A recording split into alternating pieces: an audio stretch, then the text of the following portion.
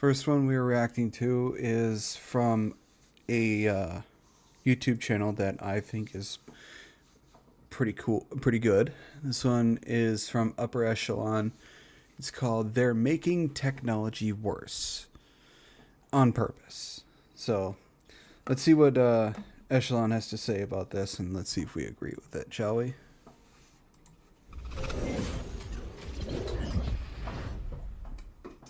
This video is brought to you by Surfshark. Stick around to hear more about the special offer they're providing to the entire Upper Echelon community.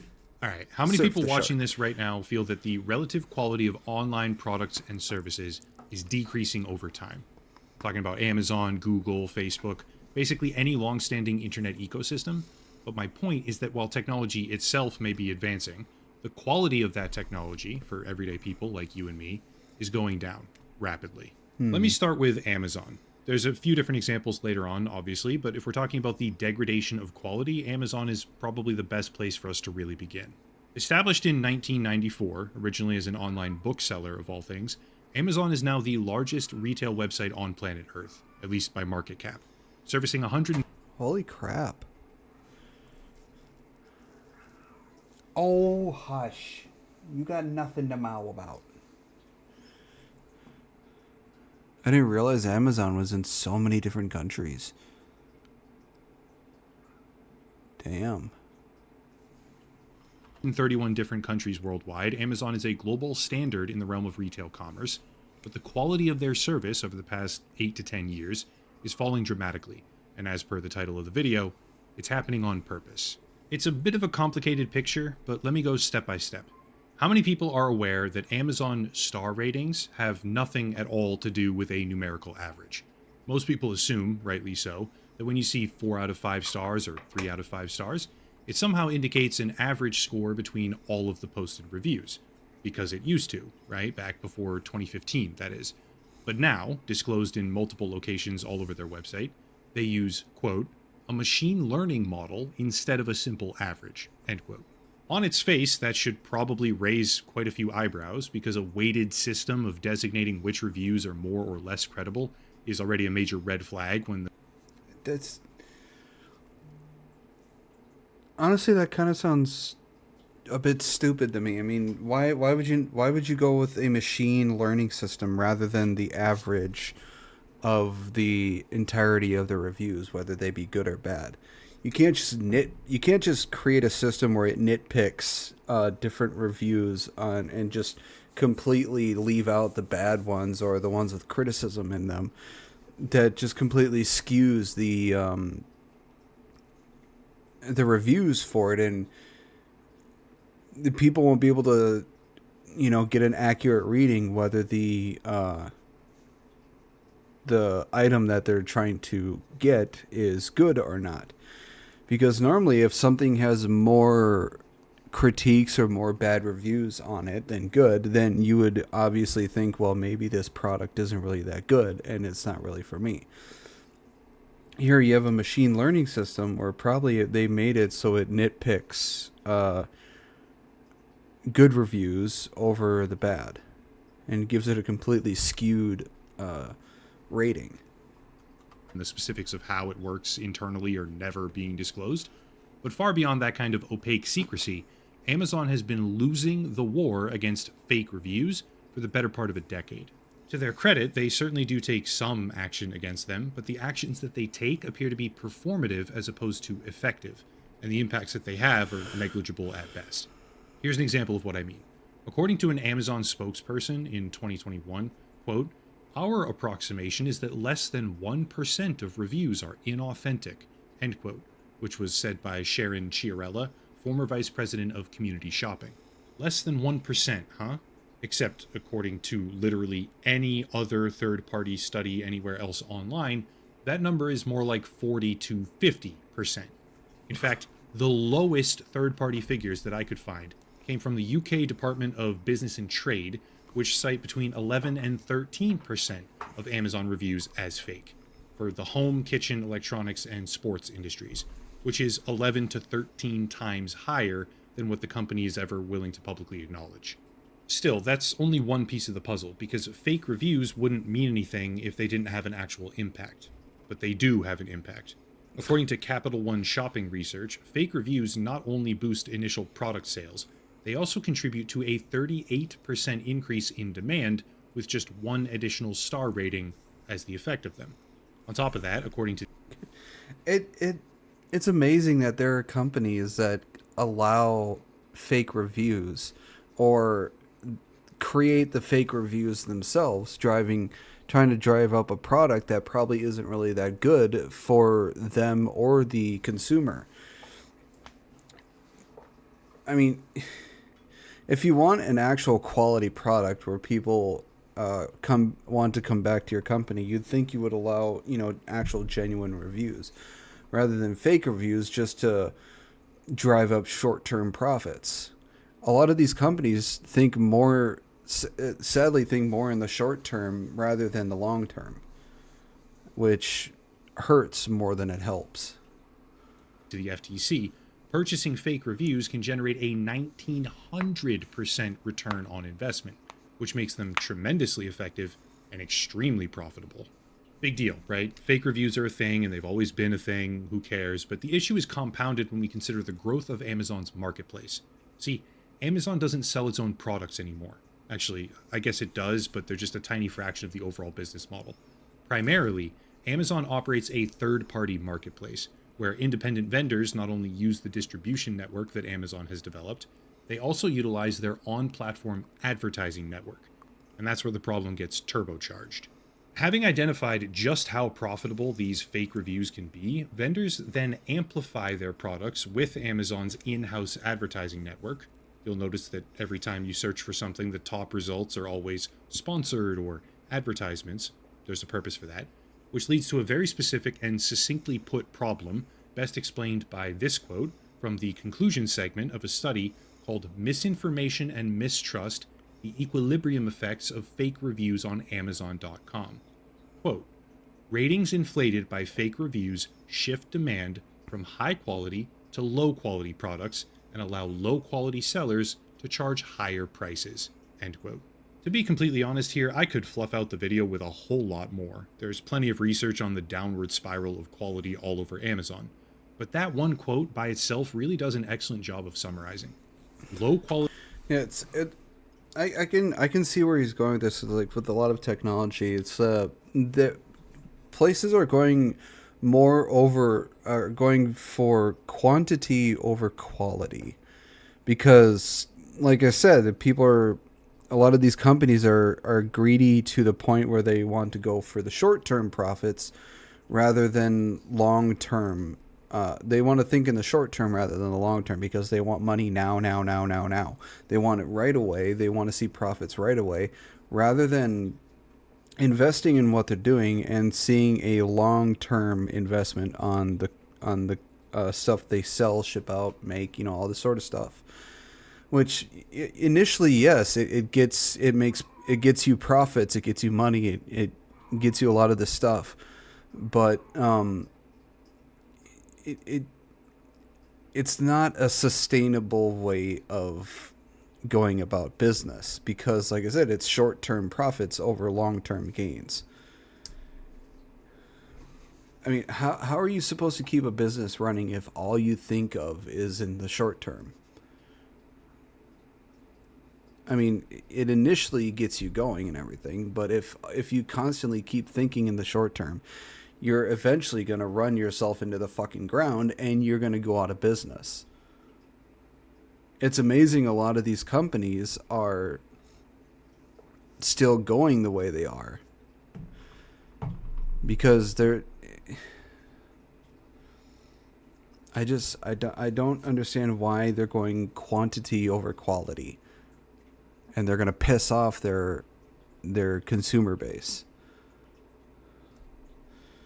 Eventually they're going to hit a wall, and they're going to think to themselves, what the fuck happened and everything, and they're not going to realize that they decided to go, decided to stick with their fucking greed rather than try and push out a quality product that would help sustain them for years on end. Quality products, inflated by fake reviews, are able to charge higher prices now with more visibility. If you get the feeling that product quality on Amazon is going down as of late, that's because it is. The quality decisively is going down, fueled by manipulation of the platform systems, all of which is profitable for Amazon as a company as it happens, which is our logical segue into the real reason why technology is getting worse, and that is profit. Before the meat and potatoes, if you will, today's video is brought to you by Surfshark, which is a VPN service and also the longest running individual sponsor of the entire channel. VPNs have a number of different uses, such as helping prevent certain types of phishing attacks, DNS tunneling, DDoS attacks in particular, and they also help prevent some of the rampant data tracking / harvesting practices perpetrated by big tech companies. For people that care more about the entertainment side of things, Surfshark unlocks additional content on streaming websites, a bunch of them, by changing your geographic region, which opens up a wealth of options in your video library. Surfshark also gets around regional censorship, websites being blocked in your region by, for example, a government, and it helps protect your IP address with encryption, modification, and more. I say this every time, but Surfshark operates completely separate infrastructure from NordVPN, and Surfshark also maintains a warrant canary. On top of this, I've seen people talk about this a number of times, so I thought I would clarify. Surfshark does not keep logs, and that policy has been audit verified by Deloitte, with a public report in tandem to it. In the world of VPN services, that seemed like a pertinent thing to add. If you click the link down below, surfshark.com/echelon, you can get 4 extra months for free with a special pricing offer. Again, link down below, surfshark.com/echelon for an extra 4 months of the service for free with a special offer. Big thank you to Surfshark for sponsoring the channel. Let's move on to another example, Google. Google used to be the internet highway, if you will. In the early stages of the online world, Google was the portal where you could find pretty much everything, because it acted like a sort of conduit, which took you anywhere you wanted to go. Well, Google kind of still is the platform to go to for pretty much anything and everything you want to find out and know.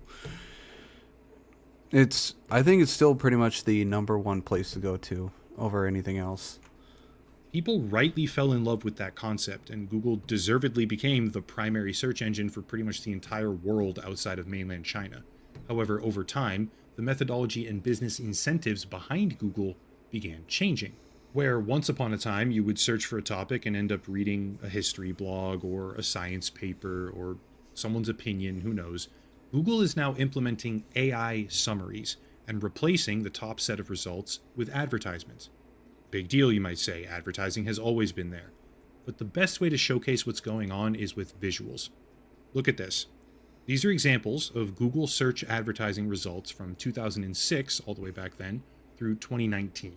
Over the span of 14 years, Google has made at least 9 separate iterative changes, slowly making the advertisements that they serve on practically every single search that you make now as indistinguishable as possible compared to the regular results. By the way, breaking script here, there was a whole set of allegations that kind of disappeared rather quickly. I did a video about them before they disappeared, of how Google would alter your searches to include more monetizable terms, right? So if you searched for some random product, right, just like volleyballs, they'd alter it to include like brand names or specific other keywords that let them then serve a bunch of different high-paying ads on the search, right? And the lawsuit that led to this discovery led to articles which were stripped down by the publisher. So it was a whole big thing, and I don't know if it's a fact or not, but the entire thing is really sketchy. Anyway, back on task. Yeah, it's like I've found like over the years, a lot of these companies, more and more are like shoving advertisements in our faces, and to the point where it's at nausea. Like, there are a couple of websites I go to for, like, my manga, manhwa, and anime, where if I try and click on, like, the next episode or click on an anime show that I want to watch, it automatically opens another tab to an advertised or to another place and I close that out and I try and click on the anime site again of the show that I want to watch, and it opens a second. It does it like twice in a row, and it's like a few different anime websites do this. Some manga, manhwa websites do this as well, where it kind of forces a tab to open or forces another window open to show like an advertisement for a product or a vacation or another website or something like that. It's to the point where it's like shoving it in your face, where you have no choice but to see it and deal with it. And it's getting like really fucking annoying. Like, I understand advertisements are a way for companies to advertise their product and stuff, but you shouldn't do it to the point where it's like you're trying to shove it down the consumer's throat. All you're going to do is piss people off to the point where they're not going to want to even deal with the advertisement. They're not going to want to deal with the company or the product or anything. I get if you want to do like subtle advertisements and stuff, but don't do it to the point where you're just like shoving it in the person's face. It's really annoying at that point. In the past, you could very clearly see what was paid for and what wasn't, right? It was just so clearly outlined in how they did the results. But now, after a multitude of design changes, the advertisements that they serve are as close as is legally permissible to the regular results that they give, because the purpose of Google is no longer centered on opening a portal to the rest of the online world. It's about forcing you into an advertising storefront.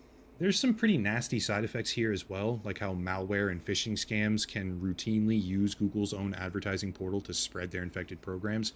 But focusing on the conceptual side, Google has shifted over the span of about 2 decades from serving up unique and interesting content, thereby transporting you all over the world in the process, to summarizing content with mediocre AI slop, or tricking you into visiting their customers' web pages.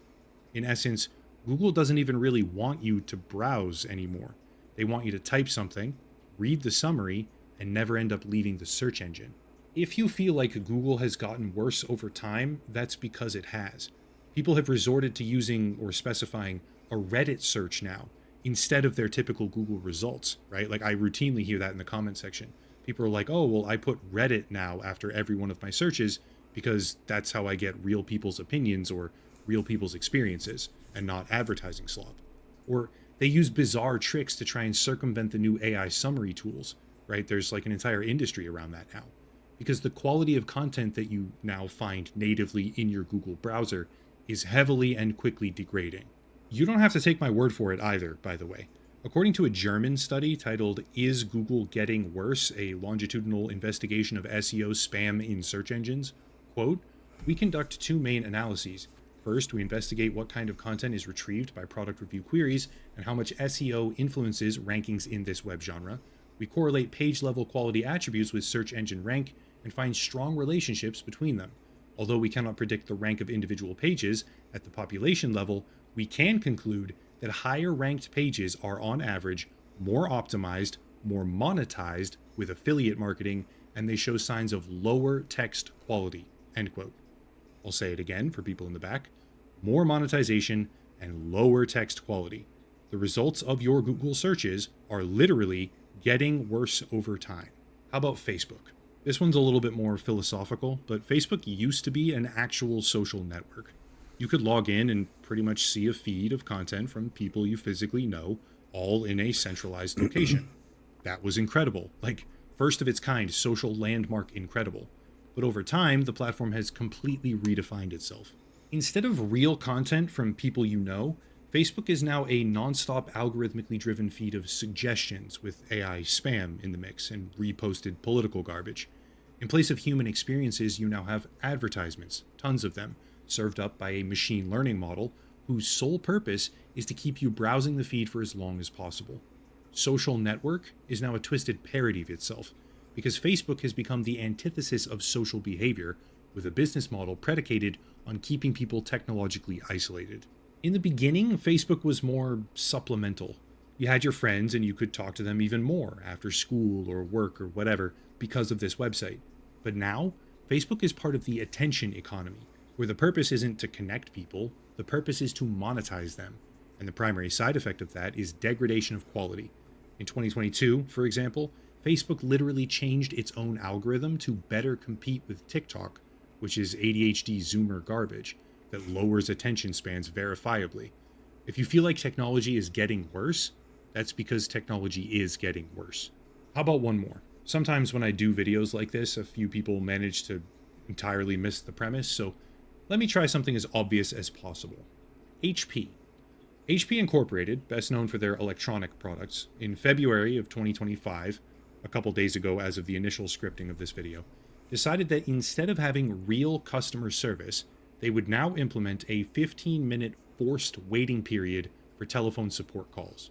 Obviously, they received massive levels of backlash over this, and they've already retracted it, by the way, but they legitimately attempted to insert a policy where customer service calls would be ignored for 15 minutes to try and force people into other, cheaper alternative pathways. They rolled the Great way to piss off your own consumer base by making them fucking wait 15 minutes on a goddamn phone call that probably could have been solved within 2 minutes. Yeah, you want to lose your consumer base quickly? Do some stupid shit like this. Don't try and insert a policy secretly to make your consumer base wait like 15 plus minutes on a goddamn call. You're going to piss them all off. The change out in the UK, Ireland, France, Germany, and Italy before backtracking.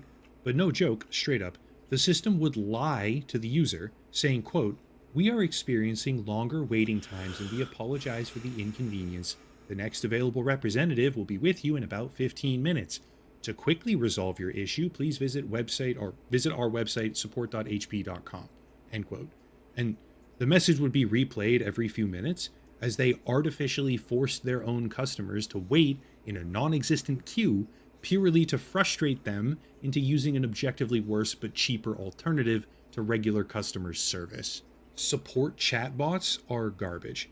Talking to an actual human, even with a language barrier, is wildly superior to these automated bot programs because you can actually explain what is happening on your side. HP decided, straight up, that instead of focusing on quality or convenience, they would deliberately subvert their own process and make the entire thing objectively worse for their customers.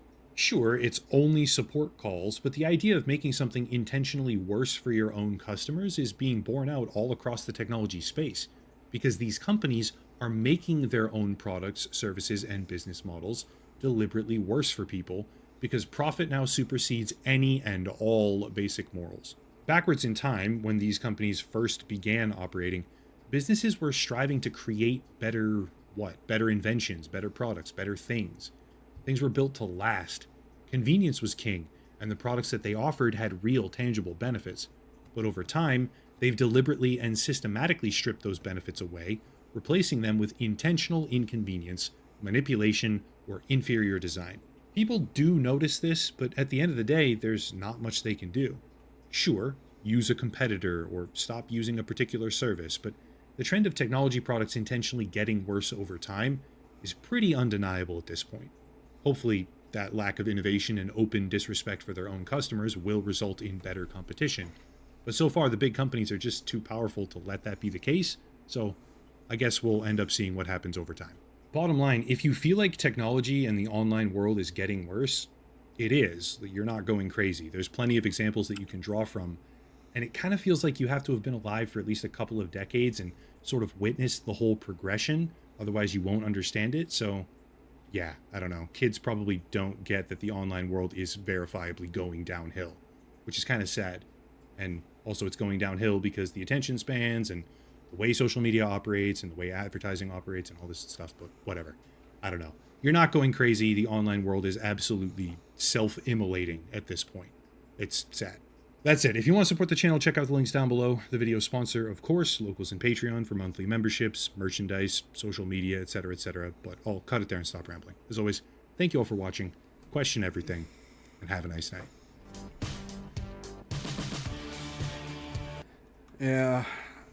It's because they're like I said, they're prioritizing quantity over quality. They should product. First one we were reacting to